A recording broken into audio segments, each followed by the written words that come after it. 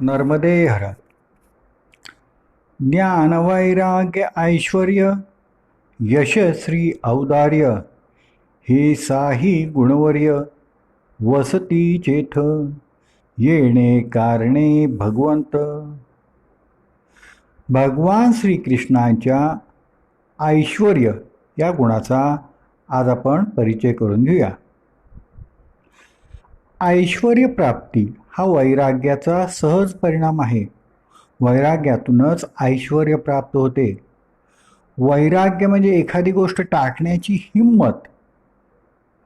सर्वात मोठ्यातला मोठा मोह जीवनाचा असतो. या जीवनाचा मोह ज्यांनी सोडला ते पराक्रमी झाले. त्यांनी राष्ट्राला वैभव प्राप्त करून दिले. ज्या समाजातील व्यक्ती वैराग्य संपन्न असतील तो समाज वैभव संपन्न होतो. व्यक्तीची भोगासक्ती राष्ट्राला दरिद्री बनवते.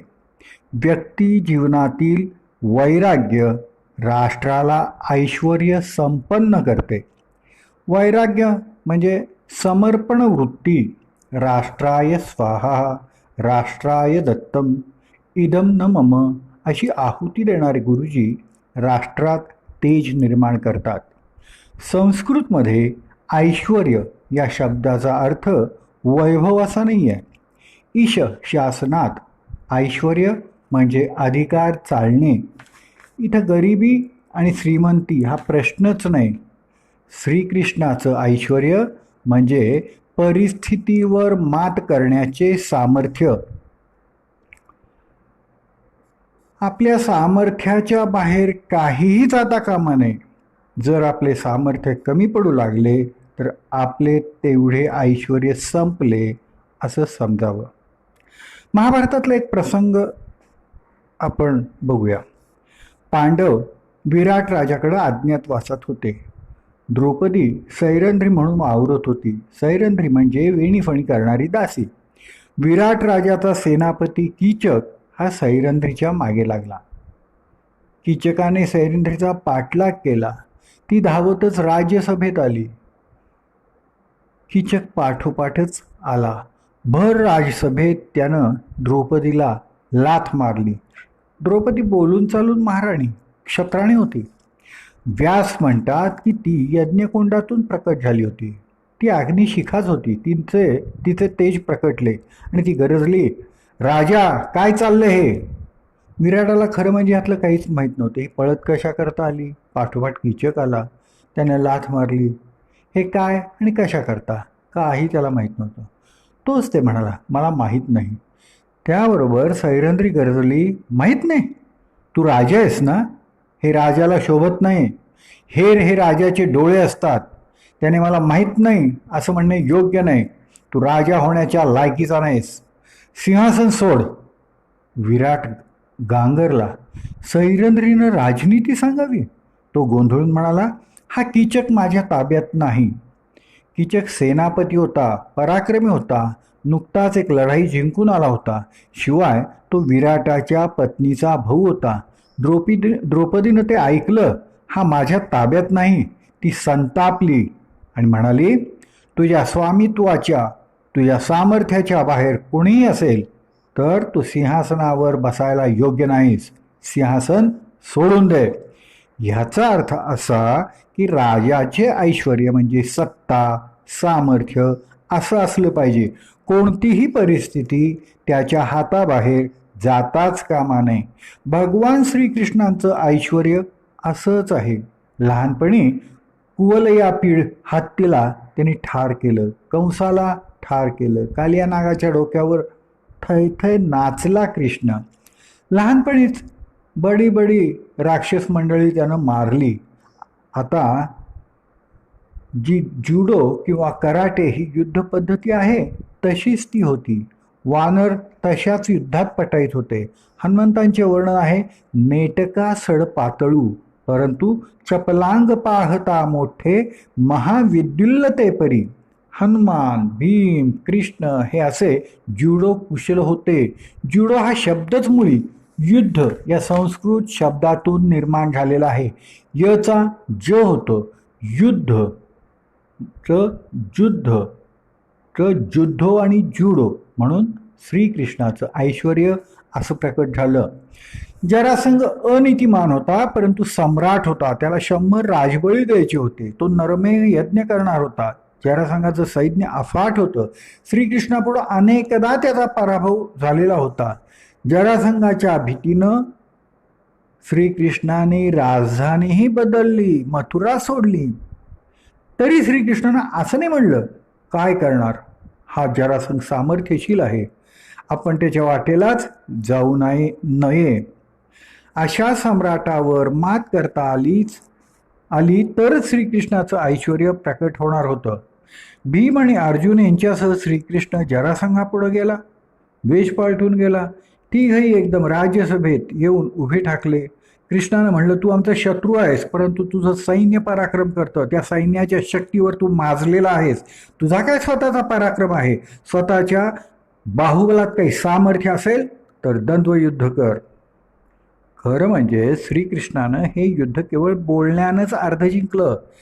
जरासंघ आणि त्याचं सैन्य हे त्यांनी 2 भाग केले. सैन्यापासून जरासंघाला बाजूला काढलं. त्याचा अहंकार डिवचला. त्याला एका अर्थानं द्वंद्वयुद्धात भरीस पाडलं. तो एकटाच पडला. अहंकार डिवचल्यामुळं त्याने द्वंद्वास भीमासच निवडले. भीमानं त्याला उभा चिरला. श्रीकृष्ण राजनीती कुशल होता. अनेक लढाया केवळ बोलण्यातूनच जिंकल्या जाऊ शकतात. हेही एक ऐश्वर्यच आहे. श्रीकृष्णानंतर हे 6ही गुणवर्य छत्रपती शिवाजी महाराजांच्या जीवनात प्रकट झालेले आहेत. शाहिस्तेखानचे सैन्य 35,000. शिवाजी महाराजांचं सगळं मिळून सैन्य 10 ते 12,000च होतं. हा शाहिस्तेखान माझ्या ताकदीच्या बाहेरचा आहे असं महाराजांनाही वाटलं. त्यांनी त्याची बोटं छाटली. अफजल खान मारल्यावर महाराज मोहिमेवर निघाले. मध्येच कळलं की मोगल सैन्य सीमेवर येऊन पोचलं आहे. युद्ध करायला वेळ नव्हता. राजाने एक खलिता पाठवला. एवढी खंडणी देतो, इतके किल्ले देतो, ह्या अटीवर तह करावा ही विनंती. पत्र जातात सैन्य थांबलं. दिल्लीहून मान्यता यायला हवी होती. राजाने केवळ शब्दांनी त्या सैन्याला थोपवलं. दिल्लीकडं पत्र जाऊन मान्यता मिळून याला 4 महिने लागणार होते.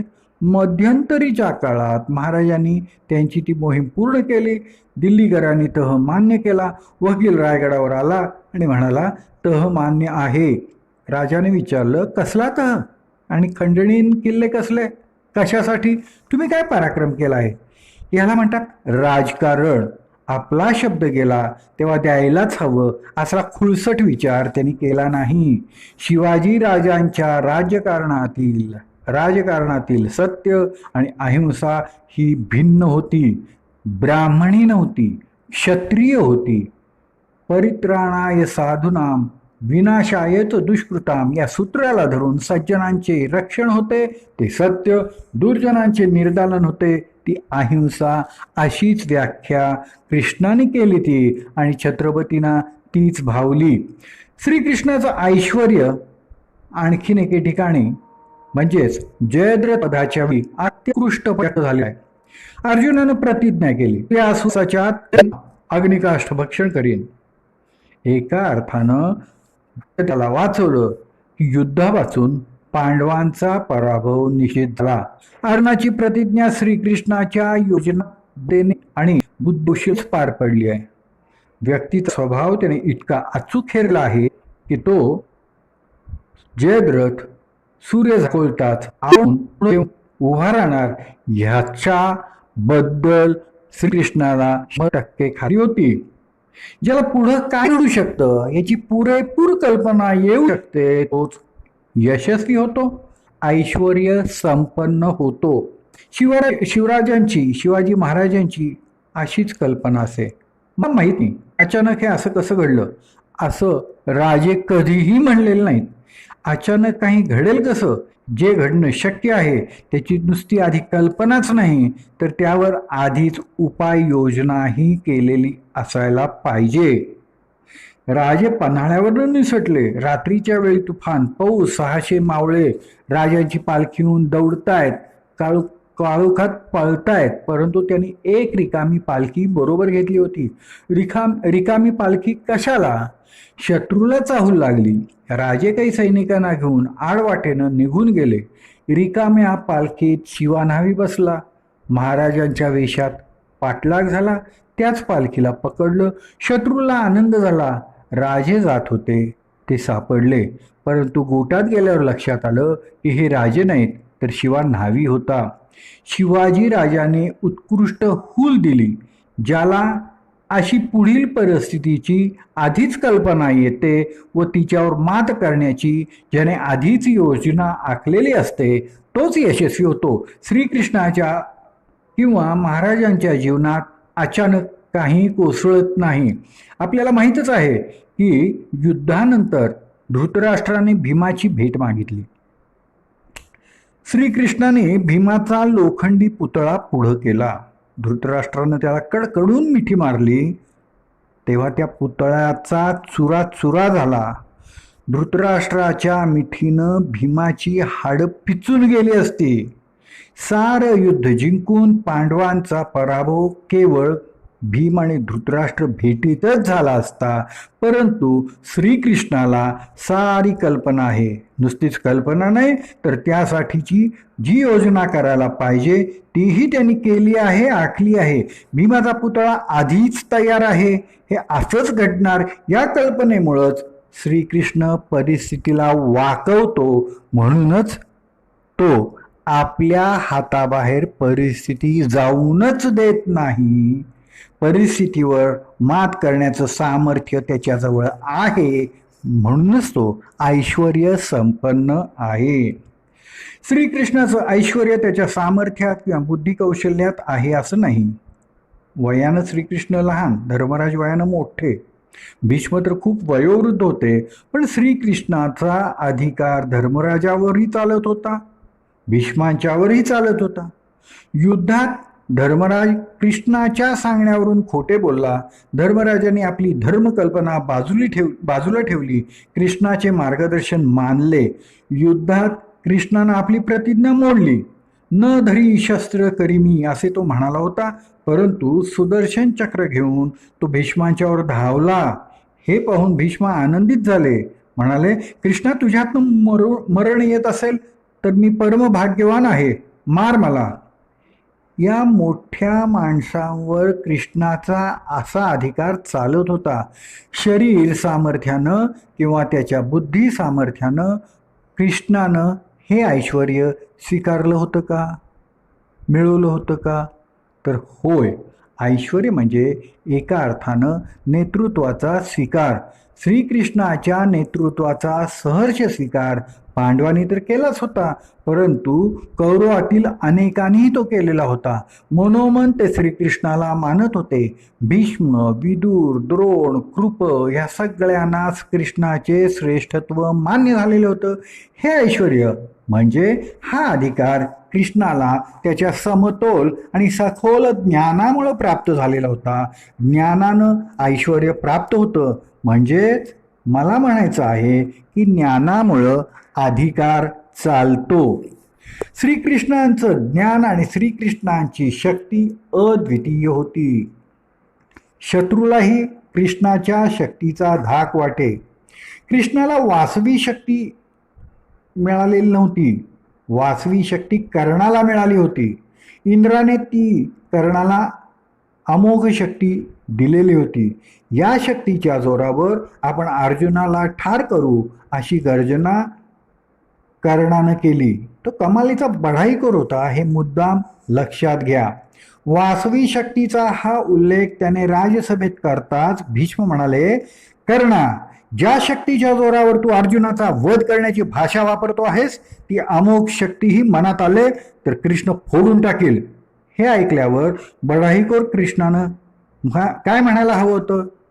काय ताकद आहे कृष्णाची, ती वासवी शक्ती आहे, तिला तो काही करू शकणार नाही, त्याने कृष्णाला सुद्धा ठार मारणं शक्य आहे, तर इतरांचीच काय कथा, असं कर्ण म्हणायला हवा होता.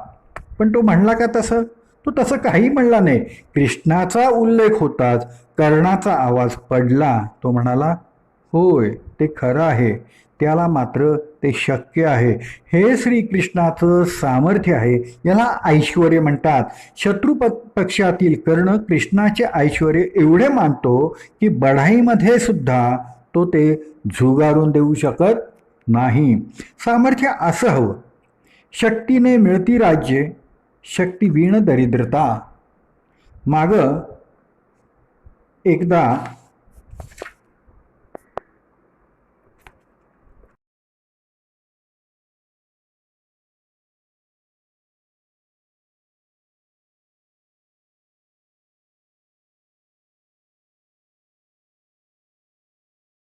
नर्मदे हर. शक्तीने मिळती राज्ये, शक्ती वीण दरिद्रता. हे वचनच आहे. आम्ही सगळे म्हणतो सत्यमेव जयते, पण प्रत्यक्षात तसं दिसत नाही, घडतही नाही. रघुकुलातले राजे सगळे सत्यवचनी होते, तरीही दशरथ रावणाला भीतच होता. रामजन्माच्या आधी विश्वामित्रांच्या अध्यक्षतेखाली एक सभा भरली होती. त्या सभेमध्ये रावणाला कसं मारायचं याची चर्चा झाली. त्यावेळी दशरथानं रावणाबद्दलची आणि राक्षसांबद्दलची ही भीती व्यक्त केली आहे. केवळ सत्य विजयी होत असते तर दशरथानं भीती व्यक्त करण्याचं काहीही कारण नव्हतं. त्यांनी म्हणायला पाहिजे तर सत्यमेव जयते, मी सत्यवचनी आहे म्हणजे मी विजय होणारच. पण असं दशरथ बोलू शकला नाही. सत्यम सामर्थ्येन जयते. सत्याच्या मागे सामर्थ्य उभे राहावे लागते, तरच ऐश्वर्य प्राप्त होते. राम सत्यवचनी होता म्हणून विजयी झाला असं नाही आहे, तर त्याच्या सत्यवचनी बरोबर त्याच्या कोदंडाचा टणत्कार थरकाप उडवणारा होता. तो सहस्त्र अस्त्रांचा ज्ञाता होता म्हणून सत्यवचनी राम विजयी राम ठरत होता. केवळ सामर्थ्य राक्षसी ठरू शकते, जरासंघाप्रमाणे, रावणाप्रमाणे, आणि केवळ ज्ञान दुबळेच ठरतं, ऋषीमुनींच्या प्रमाणे.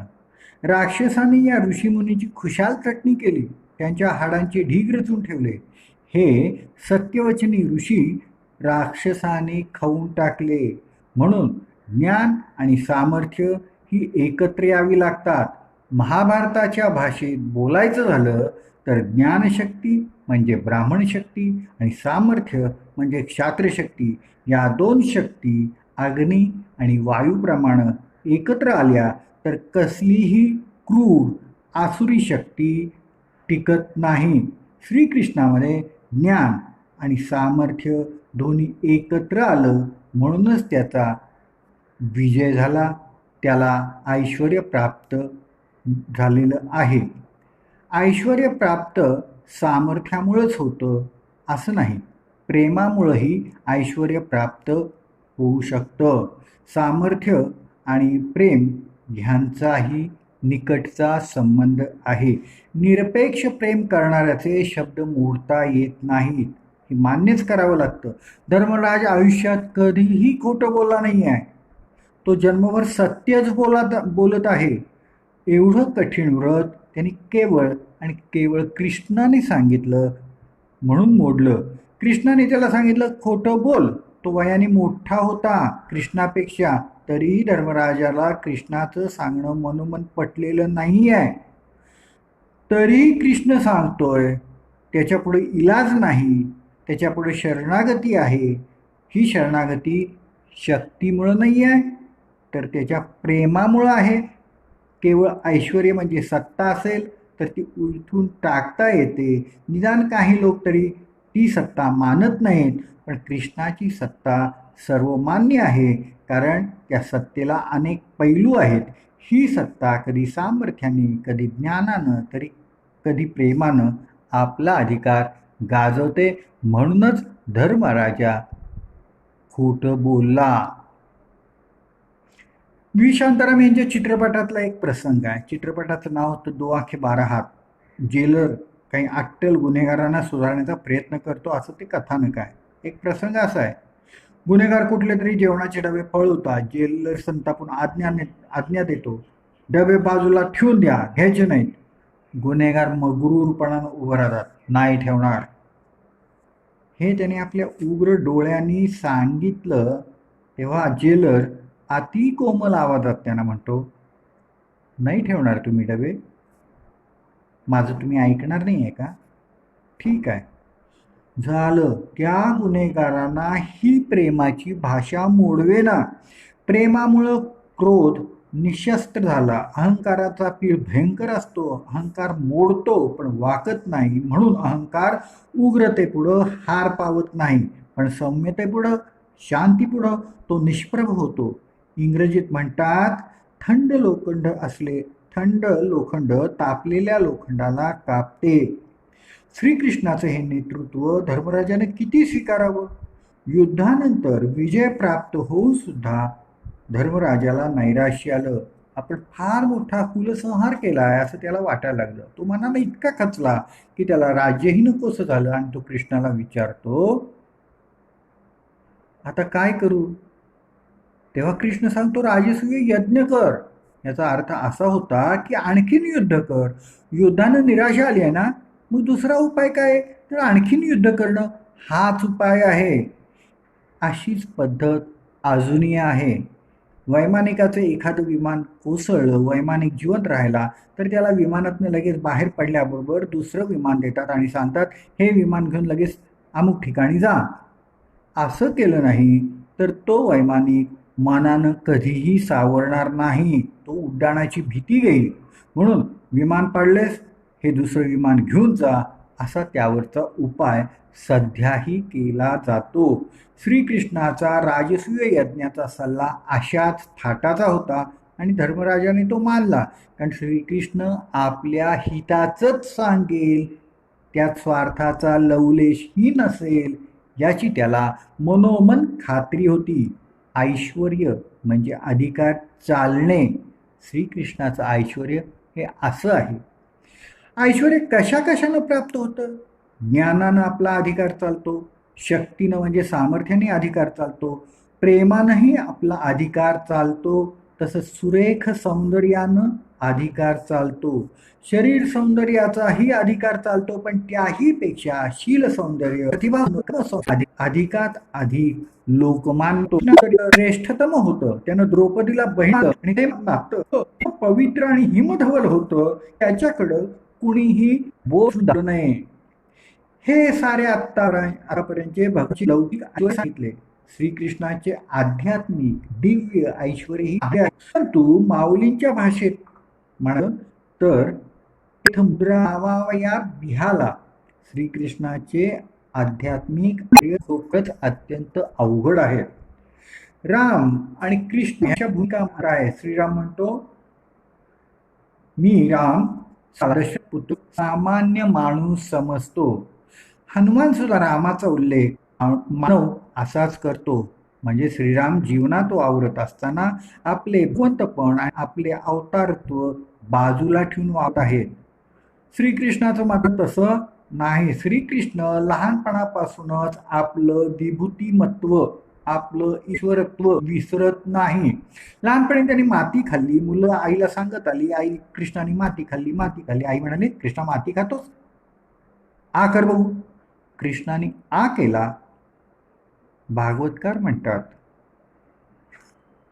त्याने आपल्या मुखामध्ये आईला 14 भुवने दाखवली. जणू त्याने आईला सांगितलं, अगं एवढ्याशा मातीचं काय?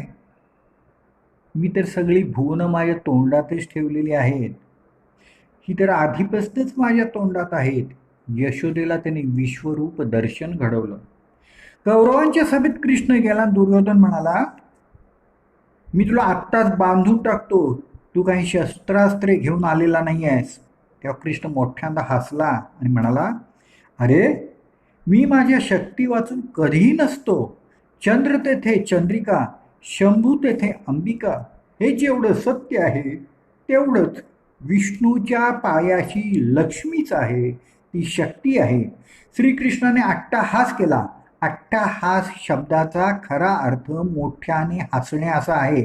त्या घनगंभीर हास्याबरोबर श्रीकृष्णाच्या अंगातनं तेजो किरण बाहेर पडले. मेघामध्ये विद्युल्लता चमकावी त्याप्रमाणे ते तेज बाहेर पडलं. त्या तेजाच्या धक्क्यानं, विजेच्या धक्क्यानं पकडायला आलेले सर्व सैनिक बाजूला पडले.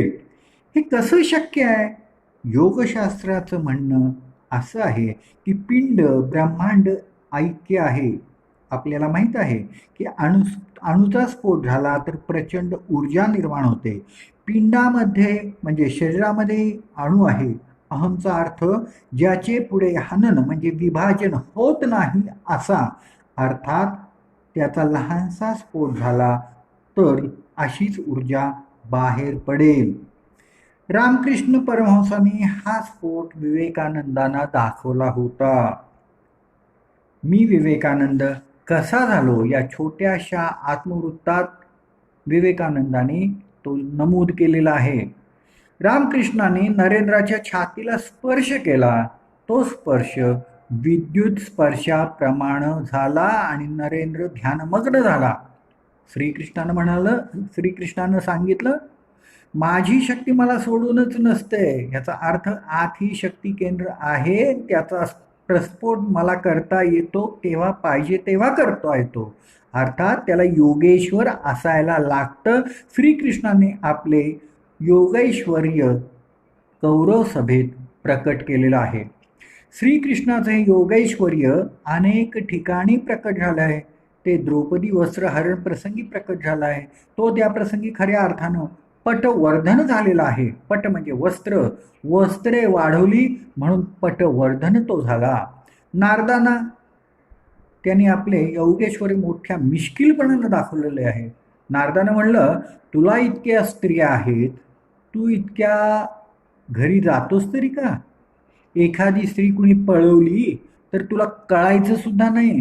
कृष्ण म्हणाला, ठीक आहे, ज्या घरात मी नसेन ती स्त्री तुम्हीच पळवून घ्या ना.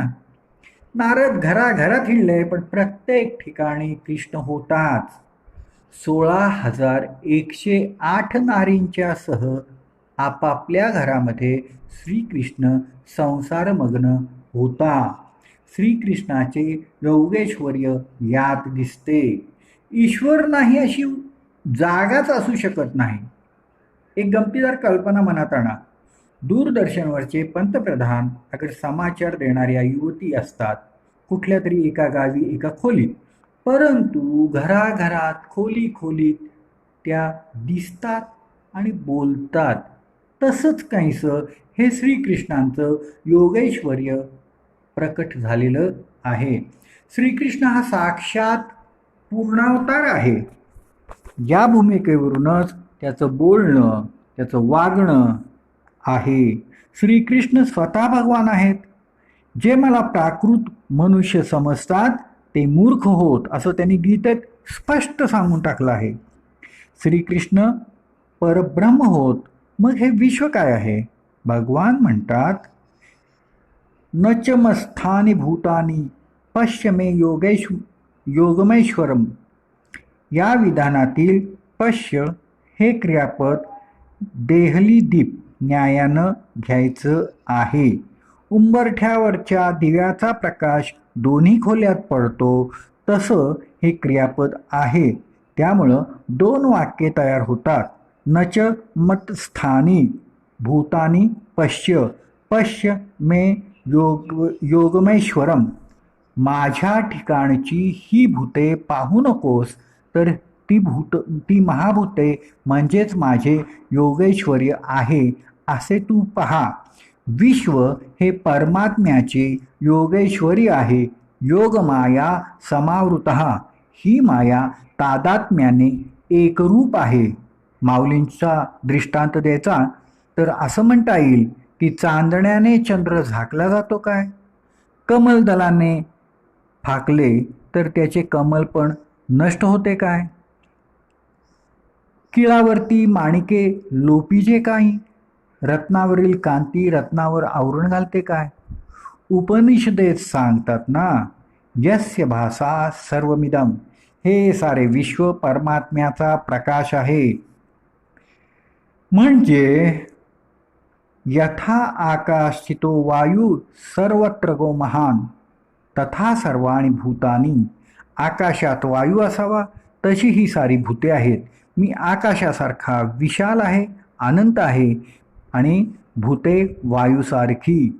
माऊलीने म्हणले आहे, हलविल्या वेगळा दिसे एरवी तोची तो. वायू हलतो म्हणूनच आकाशापेक्षा वेगळा दिसतो. एरवी वायू आकाशा एवढाच. तो वायू निस्तब्ध झाला तर आकाशाच्या खोपे लोपे वायू जैसा. म्हणजे भगवद्गीतेमध्ये महाभूते ही वायू लहरीप्रमाणेच आहेत. आकाश आणि वायू यांच्या नात्याप्रमाणेच परमात्मा आणि विश्व यांचे नाते आहे. याचा अर्थ असा होतो की विश्वातील प्रत्येक वस्तूचे मूळ रूप तरंगाकार आहे. हे तरंग ज्यावर उठतात व ज्याचे बनलेले असतात तो परमात्मा. विश्व आभासात्मक नाही. गीतेतील हा दृष्टांत विश्वाचे मिथ्या स्वरूप सांगत नाही, शास्त्रीय स्वरूप सांगतो. संपूर्ण विश्व हे भगवंतांचे योगैश्वर्य आहे. ते तेज तत्वाचे निखिल आहे. म्हणूनच अधिक काय सांगायचं, हे सारं विश्वच भगवंतांचं ऐश्वर्य आहे. हाच श्रीकृष्णाचा ऐश्वर्य योग आहे. नर्मदे हर, नर्मदे हर, नर्मदे हर.